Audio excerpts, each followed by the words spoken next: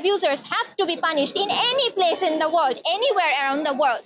ঢাকার সিএমএম আদালতে নিজের জন্মদাতা মা বাবার বিরুদ্ধেই মামলা করে সারা দেশে আলোচনার জন্ম দেন তরুণী মেহরিন আহমেদ। পারিবারিক সহিংসতা প্রতিরোধ ও সুরক্ষা আইনে তিনি আদালতের কাছে সুরক্ষা চান নিজের পরিবার থেকে। এমন ঘটনা বাংলাদেশের সামাজিক বাস্তবতায় এক বিরল নজির হলেও এটি যেন একটি বড় সংকেত বয়ে আনছে।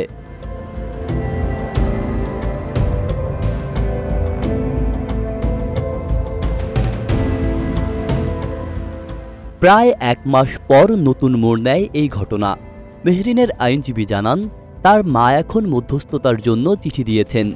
মেয়ের সঙ্গে সম্পর্ক পুনঃস্থাপন করতে চান তিনি। আইনজীবীর ভাষ্য অনুযায়ী মেহরিন একজন মেধাবী ছাত্রী হলেও বাবা মার সঙ্গে দীর্ঘদিনের দূরত্ব এবং আবেগহীন সম্পর্ক তার জীবনে বড় প্রভাব ফেলেছে। একই ছাদের নিচে বসবাস করলেও গত 5-6 বছর ধরে তাদের মধ্যে নেই কোনো আন্তরিকতা বা সংলাপ।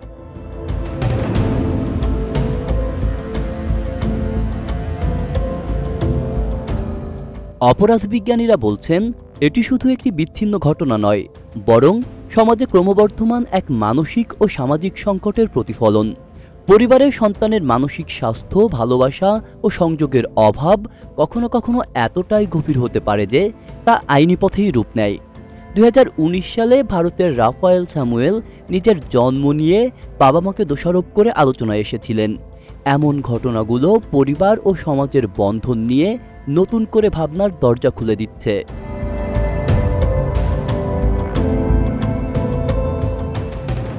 বিশেষজ্ঞরা বলছেন, শুধু আর্থিক সচ্ছলতা বা শিক্ষাদান নয়, সন্তানের নৈতিক গঠন, ভালোবাসা ও মূল্যবোধ শেখার মূল জায়গা পরিবার। কর্মব্যস্ত জীবনে অভিভাবকদের উচিত সন্তানদের প্রতি সময় ও সংযোগ বজায় রাখা, নইলে সম্পর্কের যে দূরত্ব তৈরি হয় তা একসময় সামাজিক বা আইনি সংকটে রূপ নিতে পারে। ঢাকার আদালতে এমন মামলার সংখ্যা এখনও হাতে গোনা হলেও সমাজবিজ্ঞানীরা মনে করেন এগুলো একটি পরিবর্তিত সমাজ ব্যবস্থার ইঙ্গিত। এখনই যদি সচেতন না হওয়া যায়, তাহলে ভবিষ্যতে এমন ঘটনা আরও বাড়ার আশঙ্কা থেকেই যায়। আব্দুল্লাহ রাফসান জনি, ঢাকা প্রকাশ।